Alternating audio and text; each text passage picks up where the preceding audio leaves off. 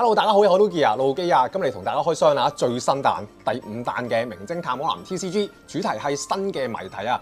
咁你見到個包裝盒咧，同之前幾彈有啲唔同啦。咁而家就變咗正方形嘅包裝盒啦。咁一盒嘅包數都少咗嘅。之前一盒係有24包啦，咁而家呢一盒咧淨係得18包嘅啫。但如果你係買一箱嘅話，應該就冇分別嘅，因為雖然佢每盒個包數少咗啦，但係一箱嘅盒數咧係多咗嘅。之前係一箱12盒，每盒24包啦。咁而家一箱咧就會有16盒，每盒就18包。咁你乘一乘咧，其實個包數係一樣嘅。佢咁樣嘅改動咧，可能就係因為金彈啊多咗好多異畫，最緊要係佢多咗一個新嘅 rare 就叫做 MR， 同埋仲有對應嘅異畫 MRP 同埋 MRCP 啊。咁呢幾張 MR 卡都係有新嘅規則啦，同埋咧佢哋都係 level 9啊，比之前最高嘅 level 8仲要高啦。咁今次呢條片咧，我就會同大家開2盒嘅第5彈啦。但其實我係有晒成箱喺度㗎啦。但係上次第4彈咧，我冇出片咧，見唔見到啊？我係拍晒成箱第4彈嘅開箱片嘅，但係有啲炒車。同埋一次過拍咗3個鐘，好攰，所以今次咧我拍2盒就算啦。另外嗰14盒咧，我已經邀請咗嘉賓同我一齊直播開箱㗎啦。咁你哋可以撳呢度睇翻。要講就講完啦，係時候嚟開箱。我次 set 完台面呢個 stand 之後咧，發覺佢會阻住我塊面。唔緊要啦。好，先開第1盒。哎呀，今次又有一張 promo 卡，咁呢包就有12款嘅卡啦。咁如果一箱有16盒嘅話，我諗應該會齊 set 啩。如果16盒都齊唔到12種，我覺得會好慘。係安室透嘅 promo 卡，佢呢種閃法有啲似以前咧嗰啲1蚊扭卡機扭出嚟嗰啲。不過而家都好似有啲卡 game 都係用呢種閃嘅，但係柯南就好似係第一次用咯。咁好似我頭先咁講啦，咁金彈就改咗啲盒數啊、包數啊咁樣啦，咁所以其實都唔係好知個配率係點樣嘅。如果你想知道一箱個配率係點樣啦，有幾多張 MR 啊，有幾多張異畫啊，就可以睇翻我嘅直播啦。咁我哋就開始啦，第1包。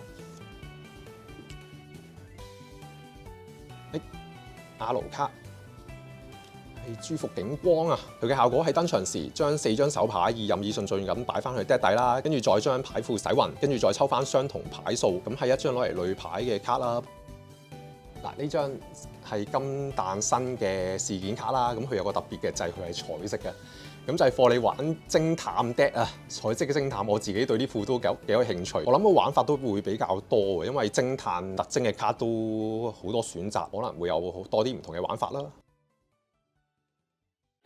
XR Meali 幾靚呢張卡，同埋佢呢張都有異畫嘅效果，係自己回合結束時，自己 file 區係5張卡或以下嘅話咧，揀一張 level 7或以下嘅角色激活。下面效果就係宣言啦，回合1次，揀一張角色棄置。咁呢個能力咧就只可以喺自己嘅 file 區係5張卡或以下嘅情況下啦，先可以宣言。你見佢要5 file 以下先可以用咧，其實就係俾你衝刺用噶啦，好明顯。R 卡飛英里，我可能要快少少。如果對效果有啲咩問題，可以睇翻我個翻譯網站啦。我可能唔講太多啦。如果唔係有排開。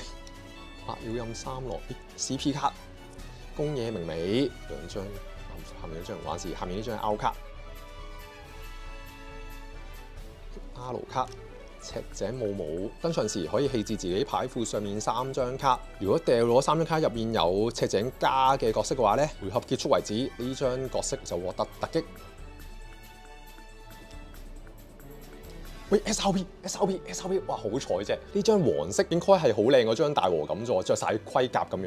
因為我而家都係玩緊長野遠景啊，所以呢張我係超有用。睇下係咪先？係啊，哇超靚！哇！佢嘅效果喺自己回合可以用1次啦。如果自己棄牌區嘅長野遠景離開棄牌區嘅時候咧，可以揀一張角色，回合結束為止 AP 減1000。咁呢個技其實都常用嘅，因為長野遠景係不斷喺個墳度拉啲角色出嚟嘅，又有空城啦，跟住又有8蚊嘅黑田啦，咁所以呢個效果應該都成日用噶啦。下面咧就係宣言，回合1次喺棄牌區揀一張長野遠景擺翻去 deck 底，然後回合結束嘅時候咧，佢就會獲得突擊，係一張7蚊嘅卡嚟嘅啫，有用啊！哇，呢張正，係白色嘅新事件，同埋金彈咧都多咗好多呢一個效果嘅 cut in 啊，就係 AP 加1000啦，同埋自己嘅事件淨係得單色嘅時候咧，可以抽一張卡，其實都幾有用。終極，MR，啱啱抽到。喂 MR 咦喂 OK 喎 ，MR 都有金字喎。嗱，我而家淨係開緊第一盒，我唔知啦。我估計咧，可能每一盒都會有一張 MR 啦，可能。喂，但係我冇估到佢原來有金字，我以為同 SR 咁樣差唔多。佢有金字啦，跟住有金邊啦，有少少浮雕嘅。咁而家開到就順便講埋 MR 個效果啦，不如。咁呢張藍色嘅就係我嘅partner啦，跟住前面就係我用緊嘅角色啦。當呢張 MR 卡要離開現場嘅時候咧，就唔係落棄牌區嘅，而係擺到去 partner 區，即係擺喺呢個 partner 嘅隔離。咁呢張 MR 咧就唔係要取代張 partner，而係擺喺 partner 隔離啫。咁所以 partner 咧你都係可以繼續做另一樣嘢，例如可能係擺落去花路區 assist 啦，或者係推理啦，或者係宣告勝利咁樣啦。咁呢張 MR 卡咧對呢張 partner 就唔關事嘅，完全唔影響嘅。但係呢張 MR 如果擺咗喺 partner 區咧，你見到下面呢度咧有個紅色字嘅效果咧，就係代表呢個效果喺 partner 區都可以照發動嘅。不過咧自己場上面就淨係可以得一張 MR 卡嘅啫。如果你要出第二張 MR 嘅話咧，咁呢一張 MR 卡咧就要落墳嘅啦，就要落棄牌區嘅啦。好，繼續。RP 信源由衣，如果跟翻之前嘅一盒有2張二畫咧，咁我已經出晒2張二畫啦。喺事件篇登場嘅時候就抽1張卡，喺解決篇登場嘅時候咧就會獲得突擊角色啊，又係長野遠景要用嘅卡。呢張個卡名因為之前有啲卡係可以估人哋 deck 面係咩卡噶嘛，咁如果係呢張都幾大鑊，我覺得。我估你 deck 面嗰張係噏唔出，我翻譯完之後我都唔記得呢個名。運籌帷幄中好難，咩決勝千里之外啊？有冇人可以即刻背到呢個卡名？下張 R 卡灰原哀，又係同柯南有個基本效果，對手嘅能力同效果唔可以選擇佢。解決篇可以發動一次宣言，揀一張此角色以外嘅少年偵探團啦，回合結束為止給予突擊角色。喂，有啲閃，有啲閃邊。應該係 SR 咁樣嘅嘢，係啦 SR 無理小五郎啊！我見好多玩家都好期待第5彈嘅無理小五郎 deck，係有啲勁嘅。雖然效果每回合1次，呢張角色係激活狀態嘅時候咧，回合結束為止獲得突擊。如果係睡眠或者係擊暈嘅狀態咧，就揀一張 AP 8000或以下嘅角色棄置，同埋抽1張卡。但係呢個效果咧就淨係可以喺自己現場有非英里啦，或者係此角色以外嘅無理偵探事務所嘅角色先至可以宣言嘅。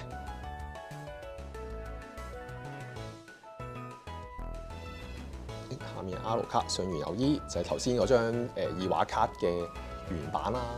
咁呢張卡其實仲有另一張二畫係着住啲禮服咁樣嘅。咁呢但係好多嗰個 design 嘅二畫卡啦，但係我發覺我開咗成盒都冇出現過嗰啲二畫，咁睇嚟好似有啲難開喎嗰啲禮服卡。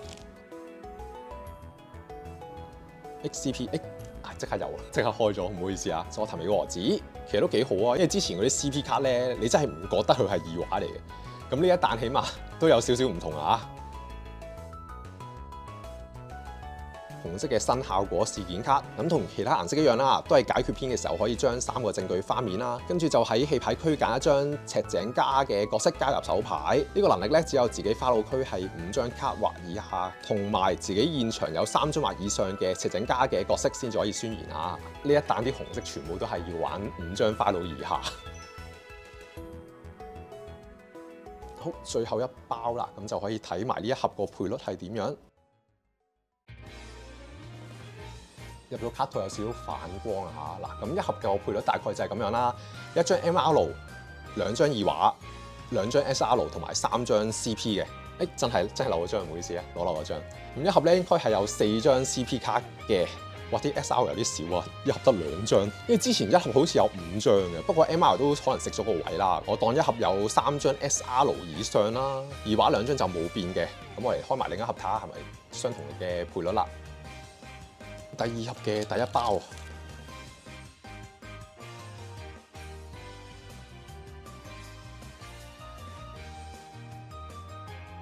有啲料好似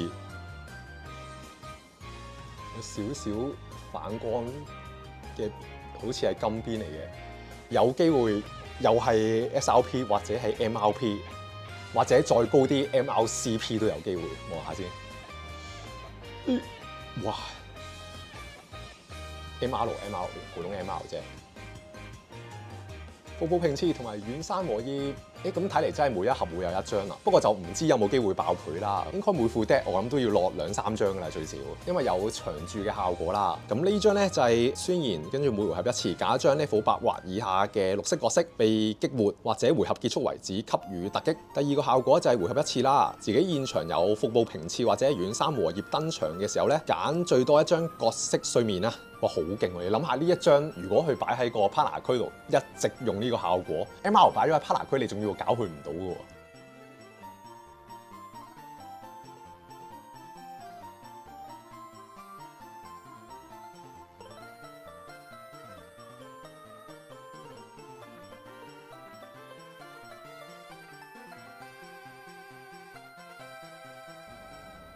RP， 喂，中心星子嘅禮服2畫 ，OK。其實 RP 嚟講真係唔錯。好似又係有見到啲金邊嘅嘢，係咩咧 ？SRP 下張 SRP 朱服高明 ，OK 啱用嘅嘢。呢張又係有2張2畫，咁呢張我覺得係靚少少嘅。另一張係好似俾人偷影咁樣咧，有啲奇怪個角度。哇！呢張靚好多，呢張可以落deck。咁佢嘅效果咧就係自己回合啦，可以用一次。自己長野願景嘅角色啦，離開棄牌區嘅時候咧，揀一張 AP 7000或以下嘅角色棄置。跟住自己回合結束嘅時候咧，喺自己棄牌區揀一張 level 6或以下嘅長野願景加入手牌，好抵喎呢張。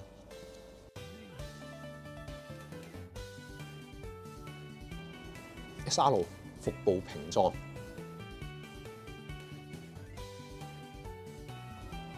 CP 咦，4張 CP 喎。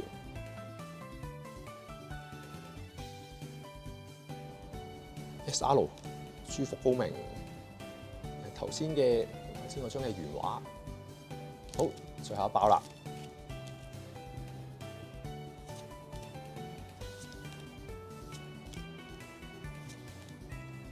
R 嘅波本，等我 check 翻頭先嗰盒有冇睇漏咗啲 CP 卡先？真係漏咗張，唔好意思啊，攞漏咗張。咁一盒咧應該係有4張 CP 卡嘅。哇，其實呢2盒都開得唔錯喎，我覺得。2張好靚嘅2畫啦，跟住再加2張 MR 啦，係爭在冇 MRP 嘅啫。但係我呢箱未開完啊，可能剩翻嗰14盒入面咧有 MRP 或者係 MRCP 嘅。咁剩翻嘅卡咧，大家可以睇翻我另一條直播片啦。我哋下一彈咧會繼續同大家開箱嘅。下一彈第6彈，聽聞個主題係反斗劍神啊，即係而家新翻復刻緊啊！而家個新名叫咩啊？唔記得咗個新名添，唔好意思啊。我揾先，如果部電話咧。咦？我錄影緊，我成日都係咁。大家有拍 YouTube 就明㗎啦，成日都會揾唔到部電話去嗰邊嘅。係啦，新翻嗰套反斗劍神咧，個名叫做真武士傳 Yaiba 就係主角鐵印個名嚟啦。咁因為佢都係青山剛昌老師嘅作品嚟嘅，咁所以下一彈第6彈嘅柯南卡咧就會同佢有個 crossover 咁樣，自己同自己 crossover。但係我細個都好中意睇反斗劍神，咁所以下一彈一定要開啊！好期待佢啲2畫係會點嘅樣咧。咁今次呢條片就嚟到呢度啦，多謝大家收睇，我哋下條影片再見，我係 Lugia，係咁先，拜拜。